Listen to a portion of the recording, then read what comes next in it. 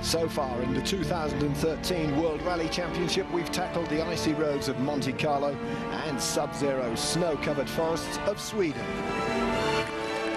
Now, though, everything's about to change. The heat is on as we head across the Atlantic to North America. I'm Kevin Piper. Welcome to the hot, dusty, rocky roads of Rally Mexico. It's round 3 of 13 events on the WRC calendar, venturing outside Europe for the first time this season. This global adventure taking on some of the toughest terrain in the world.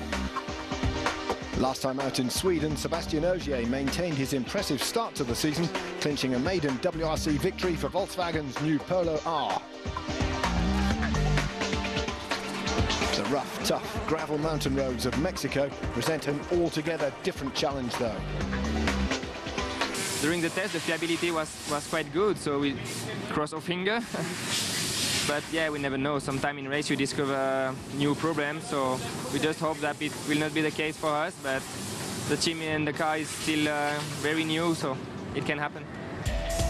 One challenge Ogier won't have to deal with here, world champion Sebastian Loeb. The Frenchman starting his retirement after a record 77 WRC wins and 9 world titles.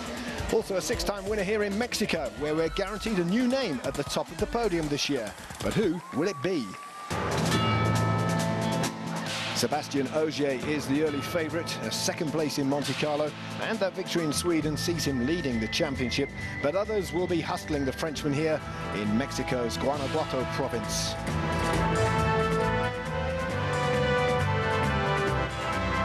Mikko Hirvonen really needs to kickstart his season. Disappointing so far and desperate for his first world title.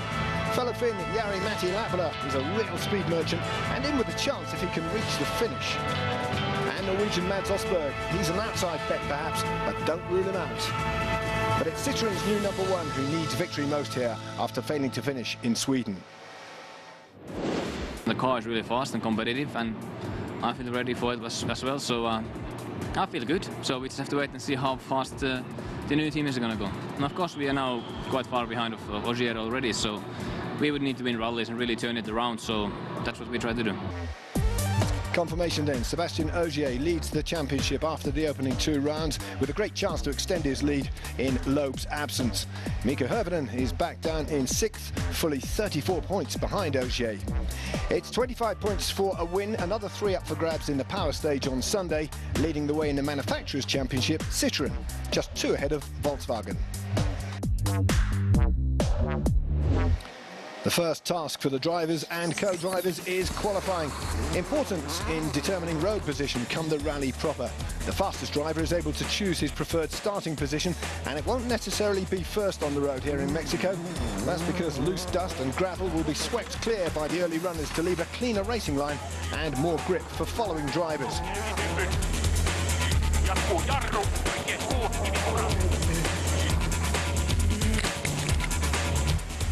Mikko Hirvonen immediately on the pace through the narrow, dusty Mexican tracks.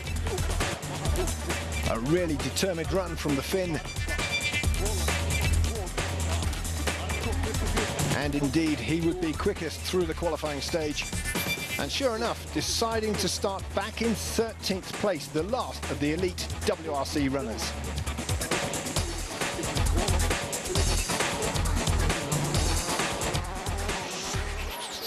It's so dry here that normally the more cars are passing through the stage, the more cleaner line you're going to have and better traction, so that's my choice. And here's how they'll line up. Poland's Michał Kosisko first on the road ahead of Martin Prokop and local driver Benito Guerra. Then the big guns with confirmation. Hirvonen is hoping for lucky number 13. That start order not coming into play on Thursday evening, though, as tens of thousands turned out to greet the teams at the opening ceremony in the heart of Guanajuato City. There really is nothing quite like Mexico when WRC comes to town. Rally fans lining the streets to join in the celebrations. A real party atmosphere.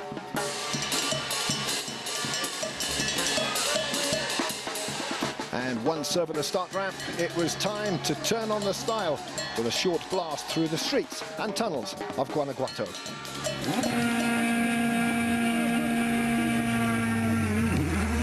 This UNESCO World Heritage Site offering a stunning backdrop for the Rally Mexico curtain raiser. All kicking off with 2 short special stages by the teams, turning on the style for the fans. Through Guanajuato's famous tunnels.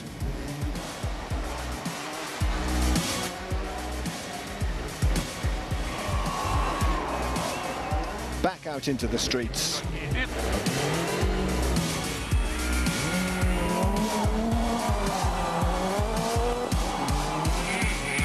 And after all the celebrations, it was championship leader Ogier with a slight lead ahead of Mads Ostberg and Thierry Neuville. That, though, was just a taster ahead of the main event. Rally Mexico, based to the north of the capital, Mexico City, with the service park in Leon. 23 stages in all, Friday featuring 4 showpiece mountain stages, each run twice to make up the majority of today's 160 competitive kilometers. Among them, in the country that invented the treat, El Chocolate, peaking at almost 2,700 meters, the highest of this rally with altitude. To the mountains we head then for the first big test, El Cubilete, where it's time to say hello to commentator John Desborough. Thank you, Kevin. Deep breath, everybody. The opening stage of the day, and you don't envy this guy, Kosciuszko. First into the stage, almost 22 kilometers of dust and rock to sweep in front of him. But that's what you get when you're the slowest in qualifying, and all the major contenders, you know, are going to keep an eye on how he gets on today, this morning, in his Mini. See that dust? This is Chris Atkinson, thrilled to be back with this opportunity to show the teams that he is still fast. He told me, realistically, this is going to be very difficult. And he knows, like everybody else, that danger lurks. On the inside of the corner, did you hear that? Rocks the size of footballs, and if a driver takes the racing line, they eat tyres. Let's watch again. Did you see it on the inside as he took the line? Atkinson already has repairs to carry out. This is Jari Vanderhapler launching himself into the stage, 5th in the championship and hungry, because he's already 6.4 seconds down on his teammate and rally leader Ogier. He's another VW driver who's been told by his boss Jos Capito he doesn't have to feel the pressure, he can enjoy himself here. But he's feeling the pressure from his own teammate. But what was that? Latvala on the racing line on the right-hand corner hits that rock on all in the first kilometre. How did that happen? Sébastien Ogier, championship leader, rally leader, aware now of how big an opportunity this could be.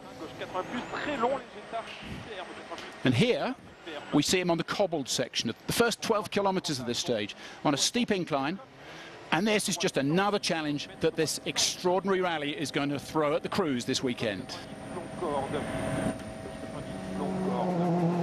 Now to Evgeny Novikov, the Russian, the penultimate driver to launch into this stage, this Ford Fiesta. But what's his plan? He's got a reputation for giving it all or nothing. But how's he going to react to what's happened to Latvala? Latvala's parked at the side of the stage after just a handful of corners.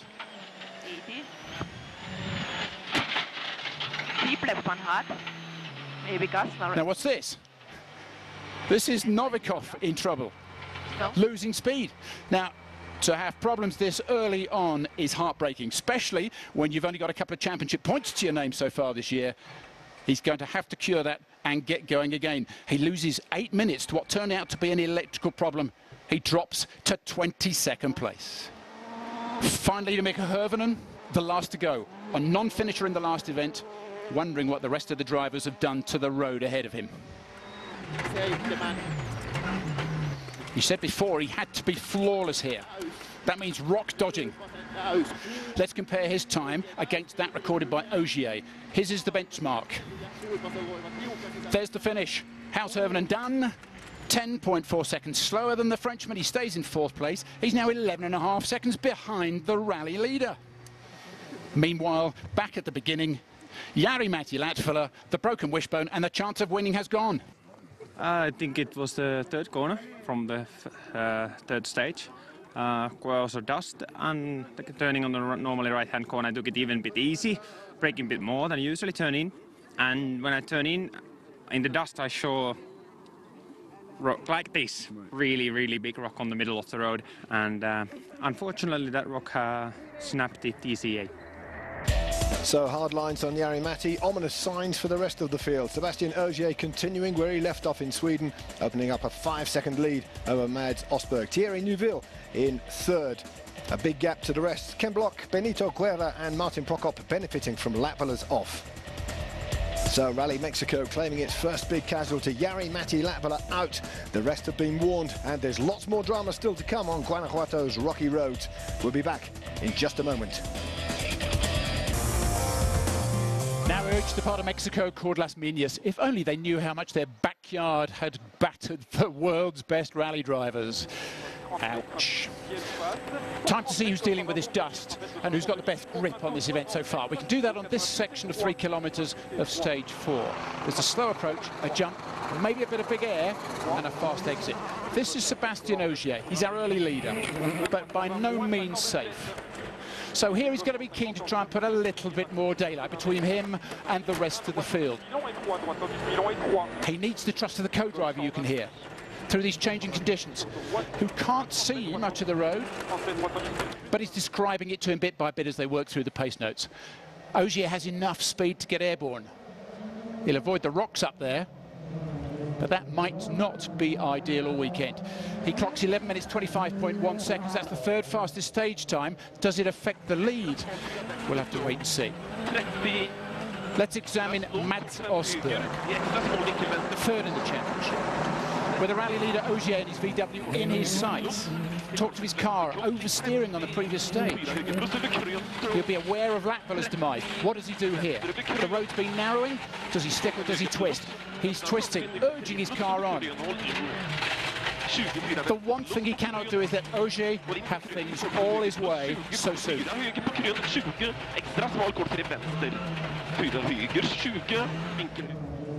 And look at this, here's the proof that he's giving it everything he can in his Fiesta. He finishes the stage 6.7 seconds quicker than Ogier, and that means we have a new leader, but it's one with a problem. Mads ended the stage number 4, the second one of the day. How's it going? It's quite okay. It's very slippery, and we have a hole in the floor somewhere, so it's a lot of dust in the car, so I'm struggling a little bit with the sight, but it's not so bad. Let's put the two side by side here, and you can see the tiny advantage that Osberg on the left of your screen gets over Ogier on just this short section through the village. Remember, they're against the clock, so 1/1000th of a second can make all the difference.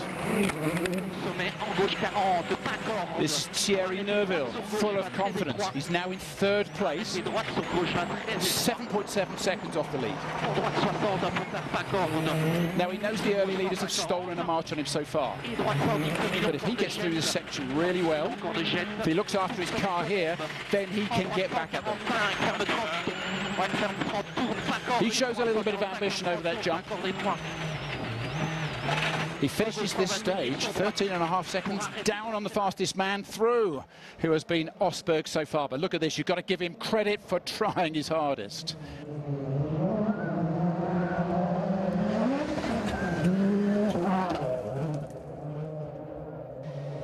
But what's the latest in this man's saga? The unhappy Russian Yevgeny Novikov. More frustration in 20 seconds. 8 minutes off the lead, and now he's having a full conversation with his co-driver after recovering from a rude awakening on stage 3. And now, as he's reporting back to the service park, his engine management unit is playing up again, as it did earlier, as if Mexico wasn't tough enough. So to Mika Hirvonen lost a lot of time, he said, because he'd been driving into the dust thrown up by Novikov on stage 3. Well, that comes with the territory in Mexico, despite the drivers starting at 3-minute intervals. And because of that, Hirvonen has even more time to make up now. And remember, these cars are wheezing in this thin air up here, so Hirvonen has less power to play with. His right foot's going to be flat to the floor. The temptation to cut corners is now going to be a big one. But running last on the stage is a risk. If you gamble, and there's Novikov and there's his dust, no wonder this man, Hirvonen, can be in such a somber state of mind at the beginning of a rally. But But he grabs back 2.6 seconds here and goes ahead of Neuville into third place on the leaderboard. We catched him and we needed to slow down a few times because of the dust. So we were calling him to pull over and he did that, but we lost a few seconds for that. So to our first view of showman Ken Block. He started this stage in 8th, 36.9 seconds off the lead. He tiptoed up El Cubilete. Well, he ain't tiptoeing anymore. Remember, this is the first time you've seen a WRC rally car since August of last year, and it shows. But he takes 25 seconds off Mexico's Benito Guerra, which leaves him in 7th place. So the 1 to 5 looks like this. Osberg, the new leader. Ogier just in 2nd place. Then Hervinen up to 3rd. Neuville pushed down to 4th. And Spain's Danny Sordo in 5th, wanting to break into that pack. And after 6 stages, we have a standoff. And that standoff is between Norway's Mats Osberg, fresh from winning stages 4 and 5, and who is the new rally leader. His confidence will be high at this point. But here, the new 30-kilometer stage, El Chocolate, bites back. He drops 13 seconds, and he drops them crucially to this man, the championship leader, Ogier, back on it, determined to see off his early rival. And it's some comeback by the Frenchman, who retains the lead with a gap now of 11.8 seconds. But this is car 65, one of the Venezuelan drivers, Carlos Fesman. He's been running towards the back of the field. He's not had an enjoyable day. That is what Mexico can do to a driver. Well, that was after stage 6. This is our leaderboard after 7 stages. The leader, Ogier, takes a little bit more out of Osberg in 2nd place. Behind them, it's as you were, but Hervinen and Neuville have dropped more time to the rally leader, Sebastian Ogier. Well, back at service, Chris Atkinson and his team have another race on their hands. The Citroën mechanics preparing to repair that damaged steering from stage 3. The kind of job your local garage might need a day to do. Here they have just 30 minutes. Basically what happened is your steering arm here, and it connects into the rack here, and you can see this is actually bent open, and that's where the bolt was broken. So I actually tried to bend this back together, levered my way in, and then reconnected it. We had a spare one of these in the car, the other one was bent. Reconnected that, but you imagine it's quite difficult. It's in under the sump guard, and it took some time, but fortunately we were able to just get enough bolt through here and tie a nut on and screw it up. So quite lucky, but still the power steering was already damaged. An impressive half hour's work by the mechanics. Atkinson gratefully returns to his revitalised Citroën and will make it out of service with just seconds to spare, ready to mount his challenge back up the leaderboard. Meanwhile, next door at Volkswagen, one car is conspicuous by its absence. Still no sign of Jari-Matti Latvala's stricken Polo. Jost, a day of real mixed fortunes out there. Ogier is leading the rally, and here comes one of your drivers retired. Yes, I think that's what we said right from the beginning. We have a learning year, and we have done a lot of testing, and here was Jari-Matti. We see the difference between testing and rallying, and that's what we said right from the beginning. Yeah, the pieces will break that we haven't seen in testing, and that is part of our learning curve. VW then hoping Sebastian Ogier's better fortune and form continues as we rejoin John Desborough. And look at this, Kevin. Repairs done. It's back up that cobbled hill of El Cubileto and on through Las Minas for Chris Atkinson. He's settled down. He avoids the rock that wrecked his power steering this morning. And this is the drive that leads him in 10th place on Rally Mexico. This is the rally leader, Sebastian Ogier. He appears, you know, to have encouraged his rival somehow, dropping just a little bit of time around these rocks of Las Minas. But by the end, he's still the leader. And more importantly, so far, he's dealt with that threat of Mats Osberg. Thierry Neuville finds stage 8 just to his liking, producing the 2nd fastest time over the 2nd run over those cobbles and through all of this dust. But by the time he leaves stage 9, it's this man, Mikko Hervinen, who has felt the breath on the back of his neck and responds. This is where the Finn starts to fight back, as he surely must. A clever drive brings him closer to Osberg, who is the winner of stage 9. The leading group then are beginning to spread. Second place Osberg, yet to find a way to make up 18.9 seconds. Hirvonen in third, breathing easier. Nerval in fourth, in a comfort zone as well. Then it's over a minute to Dani Sordo in fifth. Well, conditions this weekend are in marked contrast to the previous two events in Monte Carlo and Sweden, where it was all about frozen roads, ice and snow, with winter tyres and studded rubber the order of the day. The loose surface here calls for a very different, heavily treaded gravel tyre. Here in Mexico, we've got these lateral grooves to clear the pollution from the surface. It gives you the progression when the car is sliding on the gravel. The inner block is the main concentrated area for the braking and the traction. This is the one that really gives you the straight line acceleration. And those tyres are about to take a whole lot more punishments as we return to Guanajuato's mountain tracks very shortly.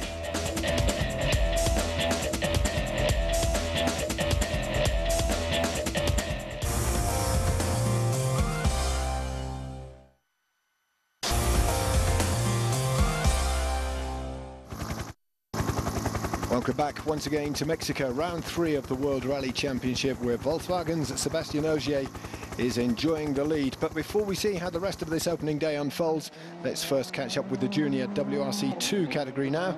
And a great start for Abdelaziz Al-Khawari, making his season debut in the Ford Fiesta and setting the pace. The Qatari certainly one to watch.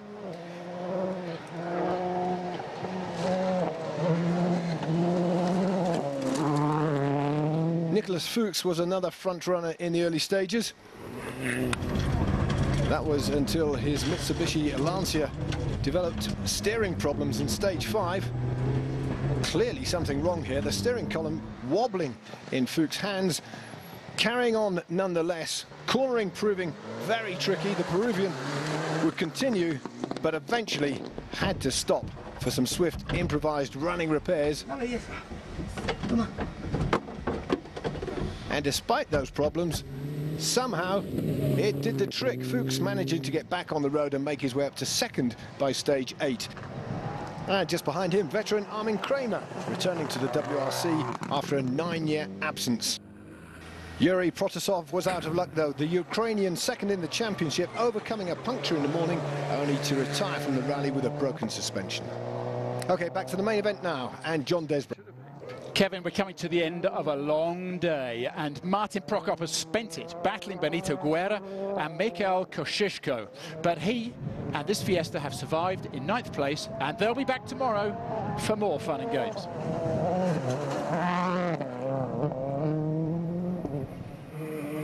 Nasser Al-Attiyah has been trying to break into the top 5 today, but he's also been thankful that he hasn't been at the centre of any of those dramas.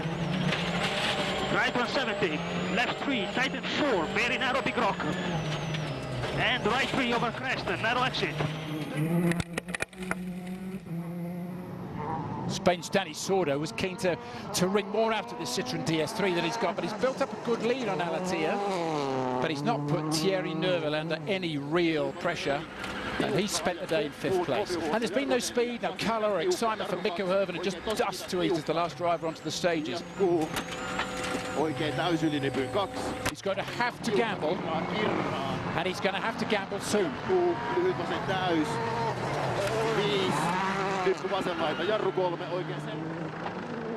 In 2nd place, Mads Osberg, the winner of 4 stages today, and he must wonder why he's not beating everybody else. 2,4 kilometer. But with Leon and the service park getting ever nearer, this man, Sébastien Ogier, takes a knock. He takes the sump shield off his car, drops a snippet of time to his rivals. Hirvonen, Neuville and the stage winner Osberg are all faster on stage 10. But as they all head to the super special stage, Osberg still trails the slightly bruised rally leader by 29 seconds. And it's Ogier who goes on to win both the evening super specials and adds to his lead. Osberg is over half a minute back in second. Hirvonen has 42 seconds to make up. And down the leaderboard, the gaps start to get even bigger.